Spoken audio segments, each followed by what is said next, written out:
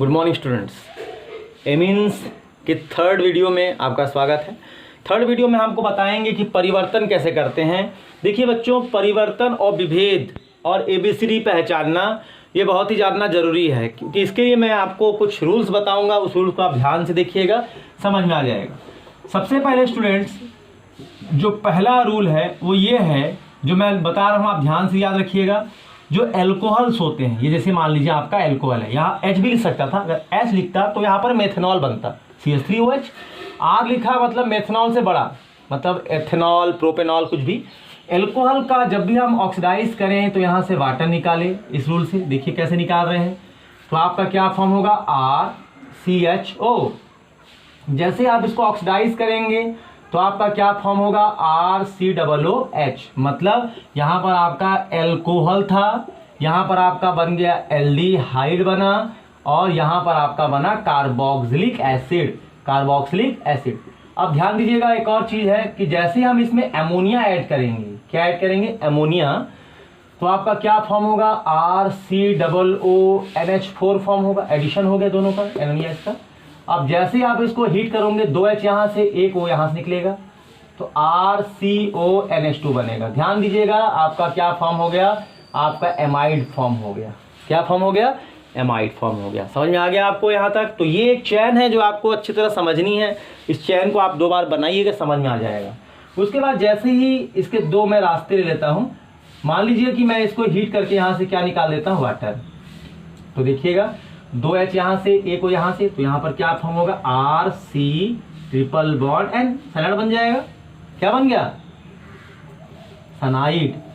और अगर मैं इसी में हाफ मैन ब्रोमाइड लगा दूं, क्या लगा दूं, Br2 और 4KOH। Br2 और 4KOH कहीं भी लिखा हो एमाइड के साथ तो वो हाफ मैन है, और हाफ मैन में R के साथ NH2 फॉर्म होगा। क्या फॉर्म होगा, इस R के साथ NH2। मैंने बोला था बीच के CO को ध्यान नहीं देना है, ये हटा देंगे, इसको बैलेंस में चला जाएगा वो, तो एमीन फॉर्म हो गया। क्या फॉर्म हो गया, एमीन फॉर्म हो गया। ठीक है, अब एमाइड से आप एमीन भी बना लिए। और एक चीज और, इस एमाइड में आप फिर से पानी अगर मिलाते हैं तो फिर से आपका कार्बोक्सिलिक एसिड बन जाएगा। क्या बन जाएगा, कार्बोक्सिलिक एसिड। याद रखिएगा, एमाइड में पानी मिलाने से फिर से कार्बोक्सिलिक एसिड बन जाएगा। और आप इधर भी एक चीज और याद रखिएगा, जैसे ही एमीन में क्लोरोफॉर्म और KOH मिलाते हैं तो आपका क्या बनता है, RNC, मतलब क्या बनेगा, आइसोसाइनाइड। और इसमें अगर आप यहाँ पर 4H करके LiAlH4 लिखें तो चेन लंबा हो जाएगा यहाँ पर। तो यहाँ पर क्या बन जाएगा, RCH2NH2, 2HC के साथ, 2HN के साथ। तो फिर से एमीन बन गया, है ना। मतलब साइनाइड से भी एमीन बन गया और एमाइड से भी क्या बन गया, एमीन बन गया।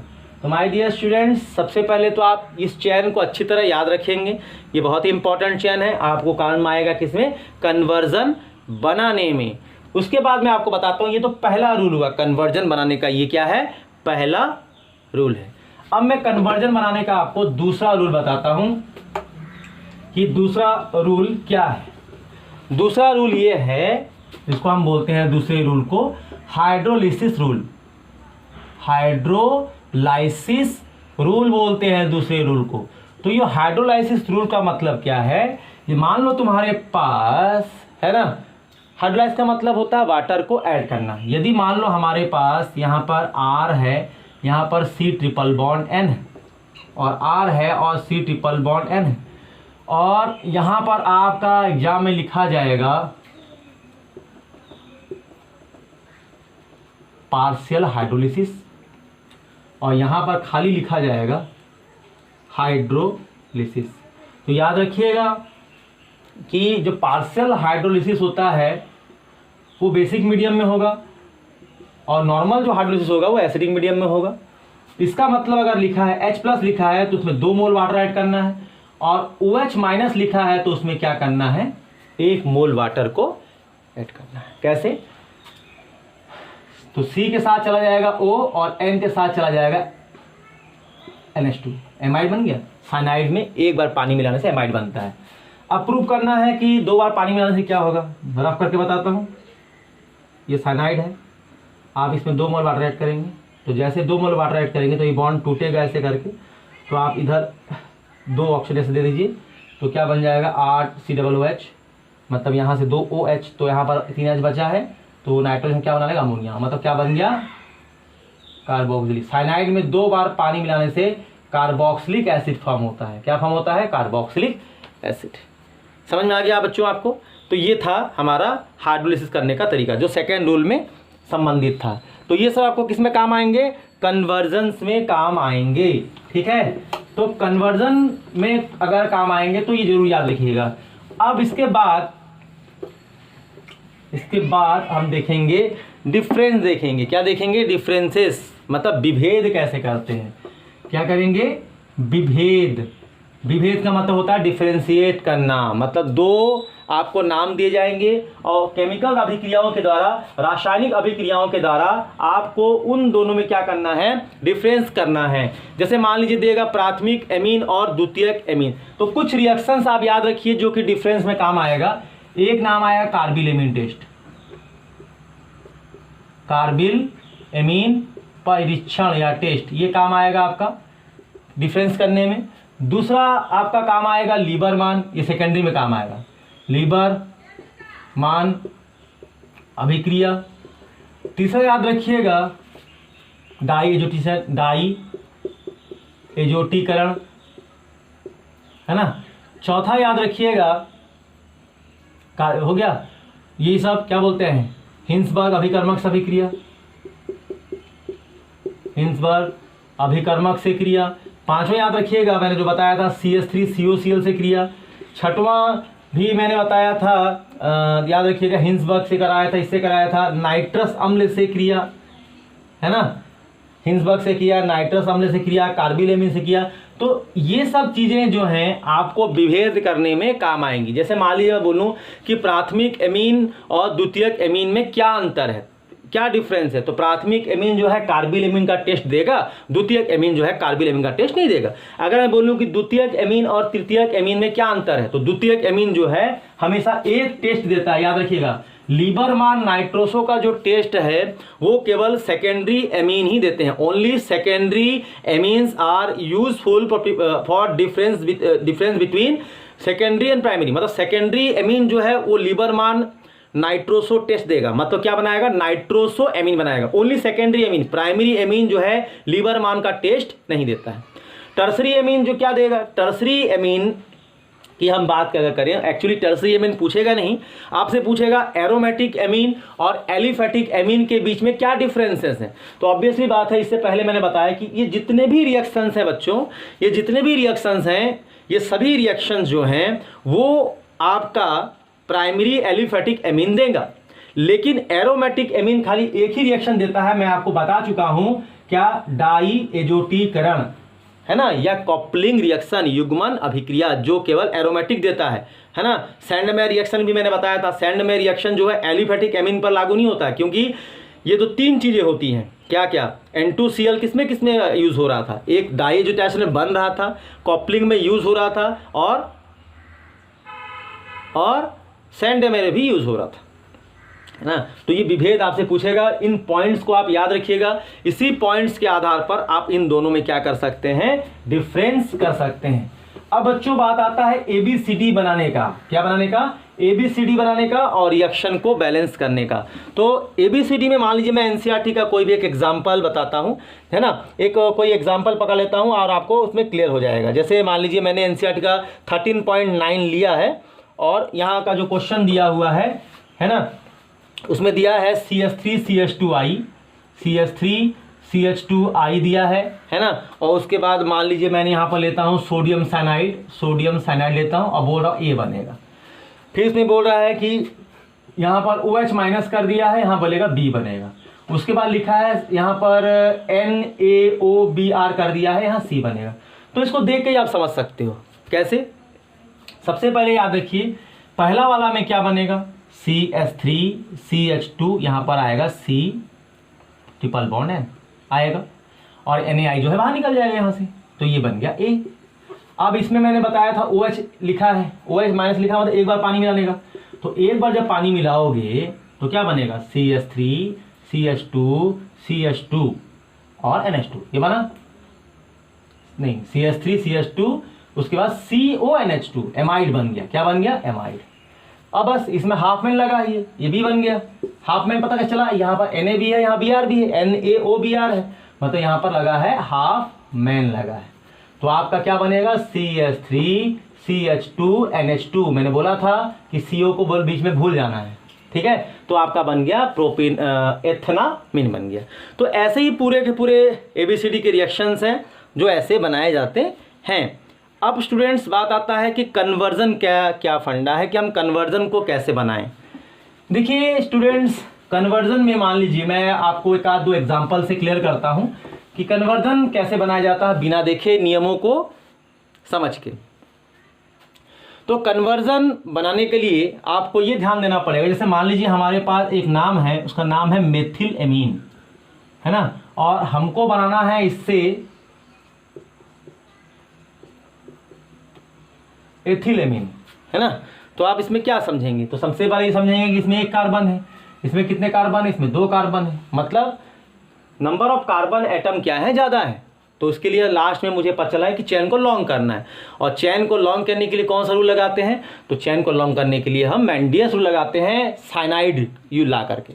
तो सबसे पहले एमीन से जब भी एमीन्स बनाएं तो हम क्या करेंगे? उसमें नाइट्रस एसिड मिला देंगे। तो आप देखिएगा, देखते बच जाइए कि यहाँ पर जैसे ही मैंने नाइट्रस एसिड को मिलाया तो यहाँ से क्या निकला? अमोनिया निकल गया। तो हमारा आंसर क्या आया? यहाँ पर आया CH3, यहाँ पर आया NO2, और यहाँ से क्या निकल गया दोस्त? यहाँ से निकल गया NH3। अब मैंने बताया कि अमोनिया जब भी निकलती है आपको क्या मिलाना पड़ता है? उसमें आपको पानी मिलाना पड़ता है। तो जैसे ही आप पानी मिलाओगे तो अल्कोहल आ जाएगा, क्योंकि वाटर का यूज ही करा जाता है OH को लाने के लिए। तो आपका नाइट्रो कंपाउंड जो है वो H के साथ निकल जाएगा और मेथनॉल बन जाएगा। फिर उसमें आप क्या करेंगे? साइनाइड मिला देंगे। मान लीजिए आपने मिला दिया सोडियम साइनाइड मिला दिया, तो आपका क्या आ जाएगा? CH3, यहाँ पर आ जाएगा C ट्रिपल बॉन्ड N, और यहाँ निकल जाएगा NaOH, है ना। प्रतिस्थापन अभिक्रिया, सब्स्टिट्यूशन रिएक्शन। अब इसमें आप लगा देंगे वही रूल जो मैंने बताया था, सोडियम अल्कोहल मिला करके, या LiAlH4 रिड्यूसिंग एजेंट, मतलब 4H कर देंगे यहाँ।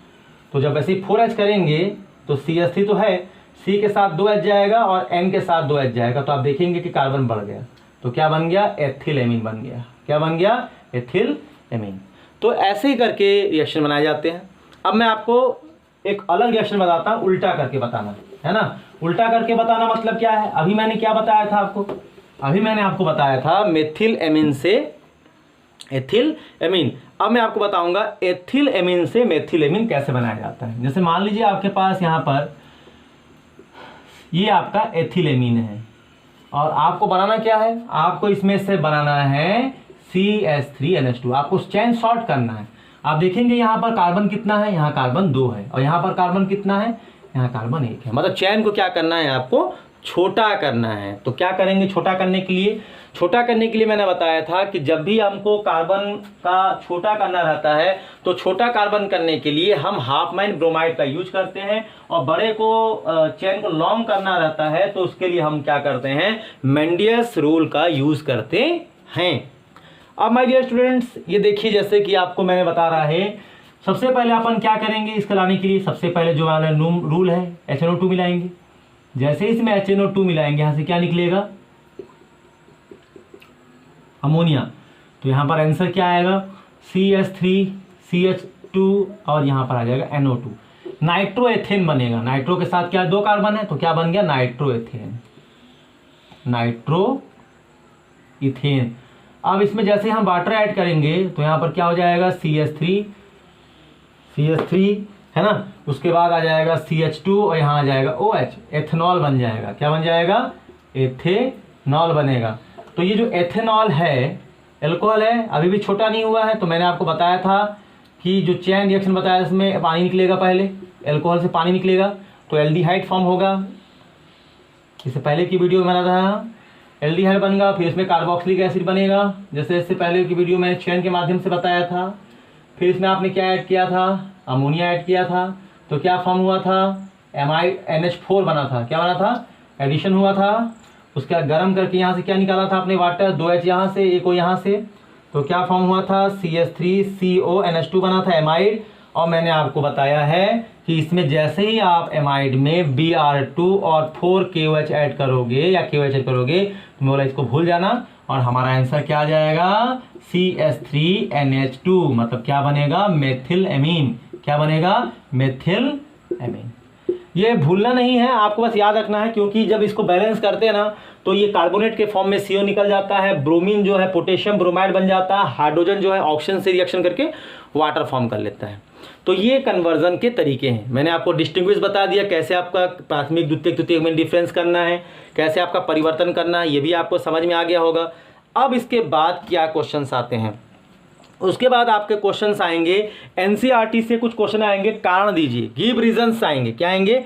Give reason. पूरे क्वेश्चन बताना संभव तो नहीं है एनसीईआरटी के, लेकिन फिर भी आप इसमें प्रैक्टिस का आपको बेसिक चीज़ हम बता दे रहे हैं, है ना। जैसे आपका क्वेश्चंस आएगा गिव रीजंस में, गिव रीजंस में क्वेश्चंस ऐसे आएंगे कि एनालिन का पीकेबी वैल्यू जो है वो ज़्यादा होता है। मैंने बताया था एनालिन का पीकेबी वैल्यू ज़्यादा होता है, क्योंकि किसी का जो क्षारीय स्वभाव होता है वो पीकेबी वैल्यू के व्यतिक्रमानुपाती होगा, मतलब जो कम क्षारीय होगा उसका पीकेबी ज़्यादा होगा और जो ज़्यादा क्षारीय होगा उसका पीकेबी कम होगा, है ना। अब आएगा जैसे कि बोला जाएगा कि एथिलेमीन, है ना, पानी में घुलता है जबकि एनालिन पानी में नहीं घुलता है, ठीक है। तो सिंपल सी बात है, अगर कोई चीज़ पानी में घुल रहा है, अगर मैं बोल रहा हूँ कि एथिलेमीन, मतलब एथिलेमीन अगर पानी में घुल रहा है, मतलब C2H5NH2 अगर पानी में घुल रहा है और C6H5NH2 पानी में नहीं घुल रहा है, तो इसका मतलब क्या है कि जो एथिल एमीन है ना, उसमें जो एथिल ग्रुप होगा वो पोलर होगा और जो एनालिन में बेंजीन ग्रुप है, जो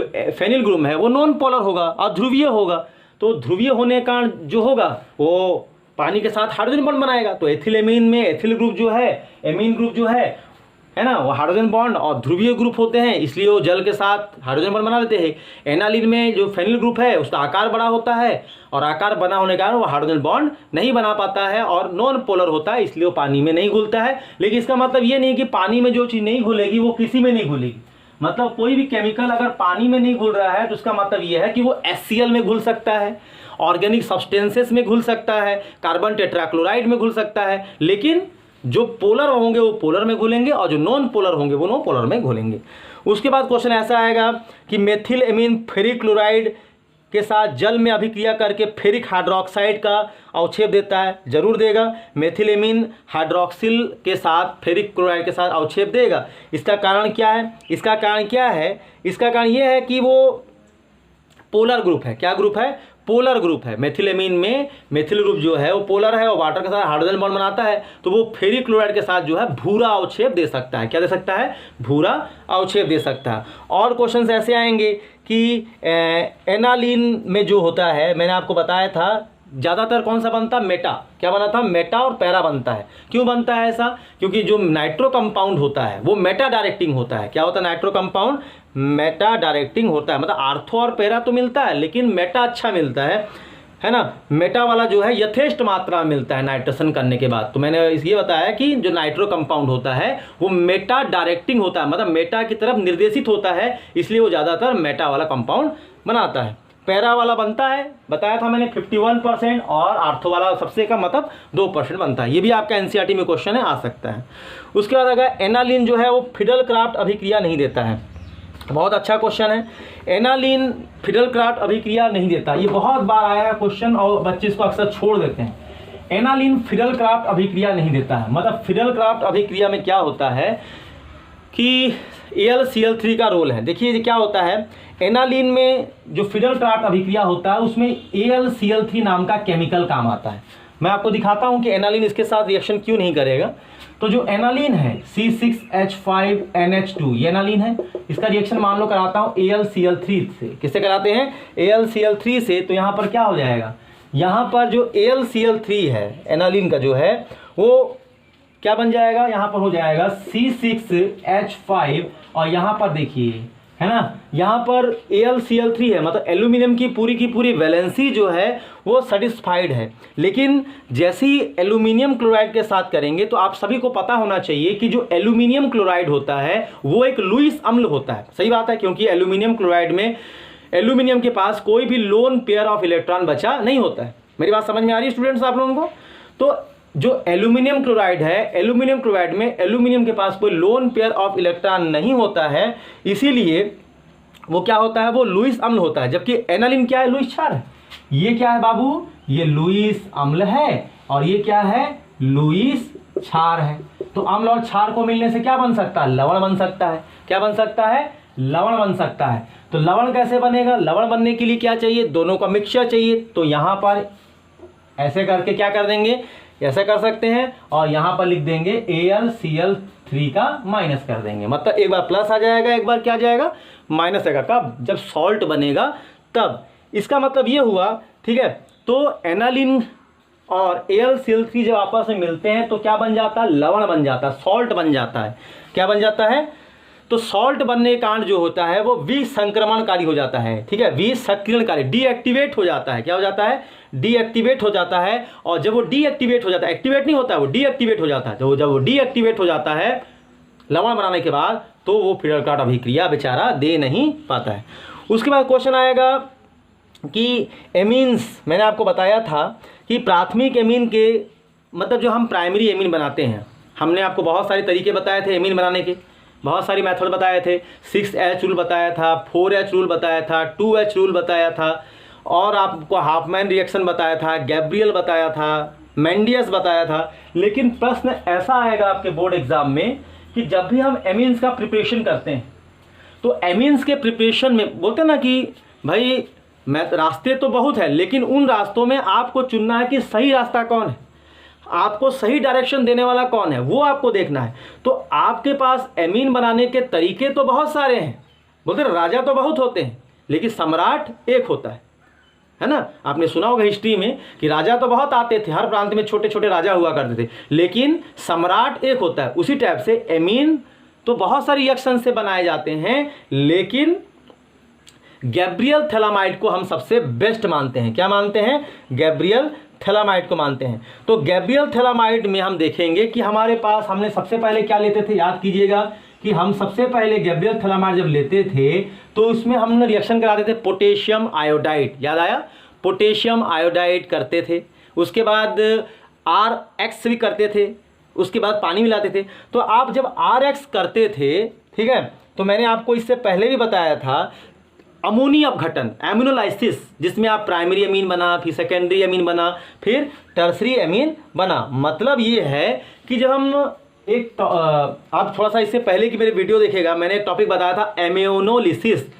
अमोनिया में मैंने HCl मिलाया था, अमोनिया में, है ना, अमोनिया में सॉरी एल्किल हैलाइड में, किसमें, एल्किल हैलाइड में मैंने HCl मिलाया था, फिर प्राइमरी एमीन, फिर आपका RX करते करते सेकेंडरी टर्सरी बनाया, और लास्ट में मैंने क्या बनाया, चतुष्क लवण बनाया, बहुत सारे एमीन्स का मिक्सचर बनाया। लेकिन गैब्रियल थैलामाइड में ऐसा कुछ होता नहीं है, उसमें आपका डायरेक्ट क्या बनता है, प्राइमरी एमीन ही बनता है, शुद्ध एमीन बनता है। इसीलिए मैं बोल रहा हूँ कि जब हम एमिनोलिसिस करें तो हमको टर्सरी एमीन बनेगा, हमको सेकेंडरी एमीन बनेगा, हमको क्वाटनरी अमोनियम है, चतुष्क लवण भी बनेगा। चतुष्क मतलब सभी एमीन्स का क्या बनेगा, मिक्सचर बनेगा। किसमें बनेगा, आपका अमीनी अपघटन में, अमोनोलाइसिस जो प्रोसेस है उसमें। लेकिन जो गैब्रियल थैलामाइड है उसमें डायरेक्ट आपका क्या बनता है, कोई मिक्सचर फिक्सचर नहीं बनता है पूरे एमीन्स का, शुद्ध अवस्था में आपको प्राथमिक एमीन प्राप्त हो जाता है, प्राइमरी एमीन मिल जाता है। इसलिए सबसे अच्छा मेथड हम किसको मानते हैं, गैब्रियल थैलामाइड रिएक्शंस को। तो ये जो था, मैंने आपको इस चैप्टर के बारे में कैसे क्वेश्चंस आएंगे पूरे बता दिए। तो माय डियर स्टूडेंट्स, आप इस चैप्टर से क्या क्या पढ़ें और क्या क्या ध्यान दें, एक बार आप फिर से नोट कर लीजिएगा, ठीक है, ताकि आपको पढ़ने में और समझने में किसी प्रकार की कोई परेशानी ना हो। देखो बच्चों, इस चैप्टर में जब हम करते हैं, पढ़ाई करने बैठते हैं, तो हमको ये समझ में नहीं आता है कि हम क्या क्या चीज़ पढ़ें। तो इसके लिए मैं आपको एक तरीका बता रहा हूँ कि क्या क्या चीज़ें हमको तैयार करके जानी है। सबसे पहले आप इस चैप्टर में पढ़ाई कीजिए नामकरण। देखिए मैं एक बार फिर से रिव्यू कर देता हूँ क्या क्या पढ़ने बैठना है। सबसे पहले आप पढ़िए नामकरण, मतलब नॉमेनक्लेचर एमीन्स का, जो मैं आपको वीडियो में बता चुका हूँ। दूसरा आप देखिएगा क्या, विभेद, डिस्टिंग्विश, है ना, differences between primary secondary tertiary, aromatic, aliphatic, ये सब समझ में आ रही मेरी बात। तीसरा आप देखिएगा परिवर्तन, मतलब एक केमिकल का दूसरे केमिकल में परिवर्तन, मेथिलेमिन का एथिलेमिन में, एथिलेमिन का मेथिलेमिन में, प्रोपिलेमिन का, है ना। ये आपको बता चुका हूँ लॉन्ग करने के लिए क्या करना है, शॉर्ट करने के लिए क्या करना है। चौथा आप देखिएगा दोस्तों ABCD प्रोडक्ट्स प्राप्त करने के लिए।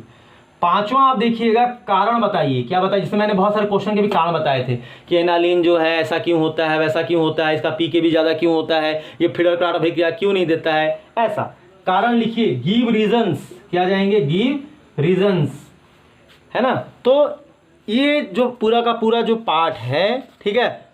और छठवां आप लास्ट देख सकते हैं एक, अगर आप पढ़ना है क्षारीय स्वभाव, क्या, क्षारकीय स्वभाव, बेसिक कैरेक्टर्स ऑफ एमीन्स, ठीक है। मतलब आपसे परीक्षा में पूछ देगा कि एमीन जो है वो क्षारीय होते हैं, या पूछेगा कि जो एरोमेटिक एमीन होते हैं वो एलिफेटिक एमीन की तुलना में कम क्षारीय होते हैं, तो इसके क्या क्या रीजंस हैं, वो सब रीजन आपको एग्जाम में पूछे ही जाएंगे। और इस पाठ में जो सबसे इंपॉर्टेंट है, जो आपको पढ़ना है, डायरेक्ट क्वेश्चन अगर पूछेगा तो नाम वाली अभिक्रिया, नेम, नाम अभिक्रिया, नेम रिएक्शंस। जैसे नेम रिएक्शन में क्या क्या मैंने बताया, मेरे मुंह से बहुत सारे नेम रिएक्शंस लिख ले हैं, जैसे कार्बिल एमीन टेस्ट, जैसे हाफमैन ब्रोमाइड का टेस्ट, जैसे डाई एजुटाइजेशन, सेंडमेयर अभिक्रिया, है ना, ये याद रखिएगा। और मैंने जो रूल्स आपको बताए हैं 2-4 रूल्स, उस रूल्स को जरूर याद रखिएगा। जैसे हाइड्रोलिसिस करना, जो चेन बनाया मैंने, alcohol to aldehyde, aldehyde to carboxylic acid, carboxylic acid में अमोनिया ऐड करेंगे तो NH4 बनेगा, NH4 में अगर आप फिर से ऐड करेंगे, क्या, वाटर निकालेंगे तो एमाइड बनेगा, एमाइड से फिर आप हाफमैन लगा सकते हैं, इसमें एमीन बनेगा, एमीन से कार्बिल एमीन बना सकते हैं, कार्बिल एमीन में आइसोसाइनाइड बनेगा, है ना। तो ये सभी चीज़ें जो है आप अपने दिमाग में रखिए और इस चैप्टर को करिए। और इस चैप्टर्स में NCERT के क्वेश्चंस के पूरे तरीके में मैंने वीडियो के माध्यम से, ट्रिक्स के माध्यम से आपको बता दिया है। 1-2 बार इस वीडियो को देखिए, इसको समझिए, तो आपको इस पार्ट में भी पढ़ने में कोई कठिनाई नहीं होगी। Thank you.